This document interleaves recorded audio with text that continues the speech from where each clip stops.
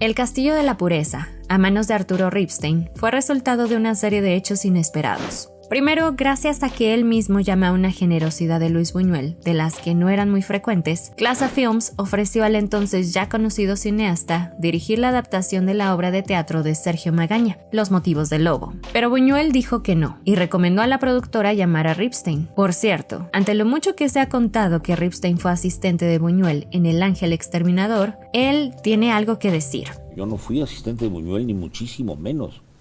Buñuel no me dejaba entrar al rodaje todos los días. Pero bueno, estuviste en El Ángel Exterminador. Estuve en el rodaje, pero no todo el tiempo. Estuve en momentos cumbres, por ejemplo, cuando llegó Marilyn Monroe a visitar a Buñuel y cosas, pero no fui su asistente ni muchísimo. Era yo su admirador, ni siquiera su seguidor. Buñuel no es ni siquiera mi director favorito. Pero volvamos a El Castillo de la Pureza. Entre aceptar la propuesta y comenzar a filmar, hubo más imprevistos que cambiaron el rumbo. Dolores del Río, una de las estrellas femeninas más importantes del cine mexicano, fue la que impulsó la idea de la película, en la que haría el papel de la esposa. Pero al momento de elegir al actor que interpretaría al esposo, vinieron las diferencias. La actriz se inclinaba por otros nombres, entre ellos Ignacio López Tarso, a quien Ripstein consideraba un hombre con una cara recia, contrariamente a lo que él buscaba, alguien que tuviera en el rostro la posibilidad de ser débil. Al oponerse a las peticiones de la actriz, la productora le comunicó a Ripstein que cambiarían de director. Si bien el movimiento de la compañía era dejar fuera de la jugada al cineasta, quienes terminaron fuera serían no solo las personas que ya estaban contempladas por Clasa Films, entre ellos Gabriel Figueroa, sino la propia productora y Dolores del Río. Gracias a que Ripstein y José Emilio Pacheco registraron el guión cuando Clasa Films quiso correrlo, él dijo: "Me voy con todo y nuestro guión, así que quienes se quedan sin proyecto son ustedes". Otra decisión que cambió el rumbo de la película fue que los guionistas decidieron no adaptar Los motivos del lobo, sino documentarse sobre el hecho real de Rafael Pérez Hernández, conocido como el químico secuestrador, y a partir de ahí escribir el guión.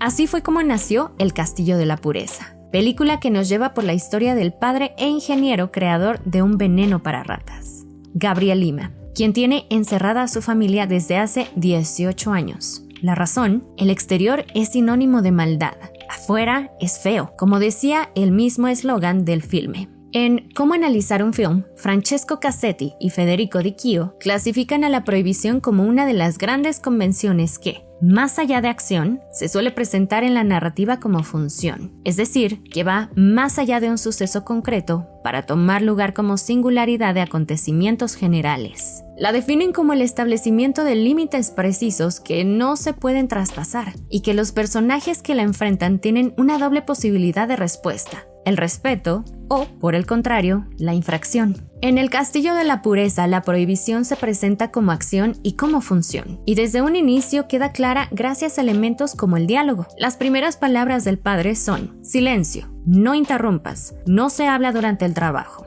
A lo cual viene una reacción confrontativa por parte de una de sus dos hijas: voluntad. Esta primera expresión de conflicto funciona para comenzar a presentar el mundo y sus reglas, o lo que Emilio García Riera nombró específicamente para El Castillo de la Pureza, el aberrante cotidiano. La prohibición como parteaguas de la película se explica desde un rasgo esencial: la paranoia de Gabriel Lima. Esta característica es la fuente de desconfianza, recelo y sobreprotección hacia su familia. Al partir de que el personaje no puede controlar el mundo y las personas que habitan en él, se ve obligado a crear uno nuevo donde sí pueda hacerlo. Ese mundo tiene lugar dentro de la casa, cuya naturaleza y reglas responden únicamente a las necesidades de quien lo creó. Él decide en qué momento las demás personas pueden hablar y hasta cuándo pueden tomar agua. A partir de la paranoia, si bien no la nombra como tal, él mismo habla del por qué no deja que su familia conviva en el exterior. Las bestias solo buscan el placer y reproduciéndose perpetúan su horror y su asquerosidad. Es una cadena que solo terminará con el fin de los tiempos. Y con la gente es lo mismo. Por las ratas he aprendido a conocer a los hombres. Son iguales.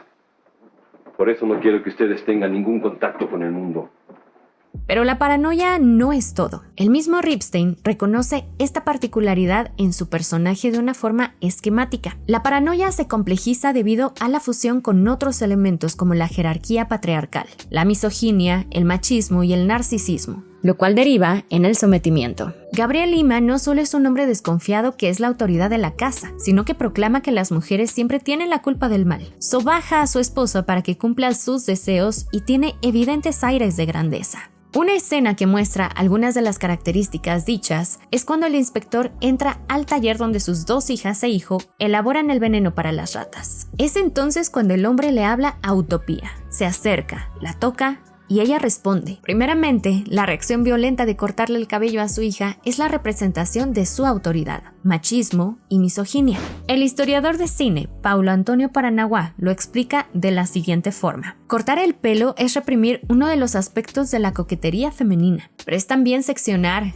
castrar un símbolo de crecimiento de adolescentes de ambos sexos. El patriarca intenta castrar la feminidad que amenaza su control sobre la sexualidad de la familia. Pero la escena también deja ver cómo cualquier elemento del mundo de afuera representa peligro al interior. Más allá del evidente temor de que otras personas sepan de la existencia de su familia, la llegada del inspector se trata de una situación en la que él deja de tener control. Es la irrupción de una persona que se atreve a interactuar con uno de los objetos bajo su poder. La pérdida de control dentro de la casa es una de las características que debilitan al personaje, quien trata de tomar fuerza con su única herramienta, la violencia. El primer rasgo que vemos de ella es cómo encierra a sus hijos en una especie de sótano cada vez que incumplen una regla. Pero más allá de la rigidez del castigo, el cual podría no parecer tan grave si consideramos que Utopía, Porvenir y Voluntad ya viven privados de su libertad, el espacio refuerza el nivel de rigidez en la que viven los personajes. No se trata simplemente de un padre estricto, sino de un cuidador de presos que observa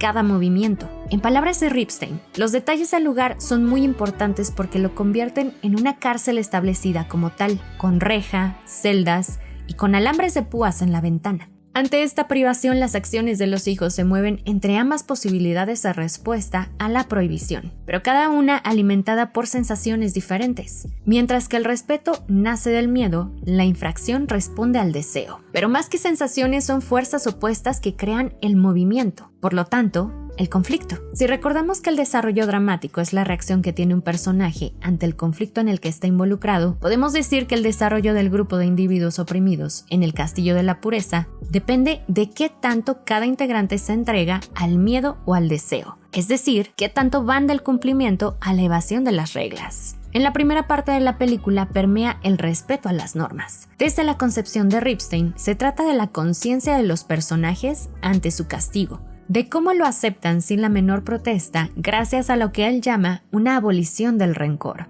Pero, paulatina y silenciosamente, la desobediencia va haciéndose espacio dentro de la casa conforme se despierta el rencor abolido del que hablaba Ripstein, especialmente en Utopía, quien toma importancia como un personaje que moverá la fuerza del incumplimiento, de lo cual hay señal desde sus primeros diálogos, cuando dice que quiere conocer el mar. Vemos ya una diferencia de intenciones entre ella y su hermano. Mientras él acepta el mundo como es y le dice que afuera es malo, ella tiene la esperanza. Y aunque Porvenir se rehúsa en un inicio al deseo, la naturaleza adolescente vuelve inevitable las manifestaciones de su despertar sexual, que, sigiloso, se comienza a cumplir. Allí están las miradas de Porvenir a Utopía mientras se moja bajo el agua, los roces de las manos entre ambos mientras se pasan un pan y hasta cuando él le alza la falda jugando. Después, el deseo de ambos pasa a tocamientos explícitos. Ahí, dentro de un coche inservible y viejo, bajo la oscuridad de la noche, las fantasías se hacen realidad.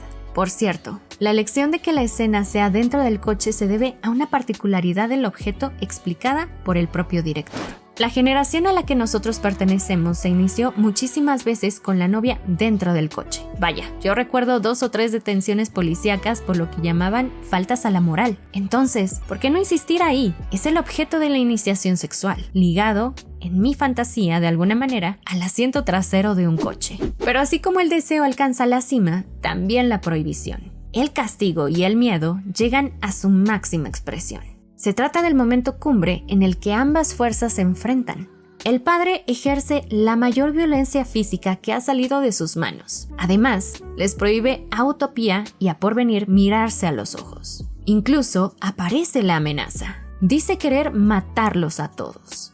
Más de una vez lo menciona y cada día que avanza lo grita más fuerte. Ese hombre de personalidad dividida que en casa intenta ser el padre ejemplar y en la calle es la persona a la cual no le gustaría que sus hijos conocieran. Antes de atreverse a matar a su familia, se dirige hacia un rumbo sin salida, tanto en el mundo que ha construido como en el exterior. Su principal razón de salir se ve amenazada. Sus clientes ya no le compran el raticida y además es buscado por la autoridad por la venta de su producto. Dentro de la casa, el rencor permea e incluso Utopía, en un intento quizá ingenuo, lo acusa con la policía. Pronto dejamos de ver la lluvia, lo cual nos dice que la casa ha cambiado y en su lugar vemos el fuego. Se cumple el mayor temor de Gabriel Lima, la irrupción del exterior al mundo que había mantenido durante casi 2 décadas. Para el paranoico es el fin de su utopía, pero para los oprimidos es el inicio de una nueva vida en la que no habrá lluvia que apague el fuego de su libertad.